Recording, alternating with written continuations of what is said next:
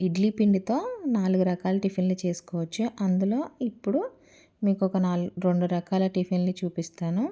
ముందుగా ఒక బౌల్‌లో ఇడ్లీ పిండి తీసుకొని దాంట్లో మీ రుచికి తగినంత ఉప్పు, తర్వాత ఒక పెద్ద ఆనియన్ సన్నగా కట్ చేసుకొని వేసుకోవాలి. తర్వాత కరివేపాకు, పచ్చిమిర్చి వేసుకొని అలా బీటర్‌తో బాగా మిక్స్ చేసుకొని తర్వాత స్టవ్ వెలిగించి గుంత పొంగనాల పెనం పెట్టుకొని ఆయిల్ వేసుకొని తర్వాత కొంచెం కొంచెంగా స్పూన్‌తో అలాగా చూపిస్తున్నట్టు గుంత పొంగనాలు వేసుకోండి. తర్వాత మూత పెట్టి ఒక 5 నిమిషాలు ఉంచండి. తర్వాత మూత తీసి అలాగా వెనక వైపు తిప్పితే పైన దోరగా లోపల మంచిగా కుక్ అయ్యి ఉంటుంది. తర్వాత సర్వ్ చేసుకోవడమే. తర్వాత ఇంకొక ఐడియా.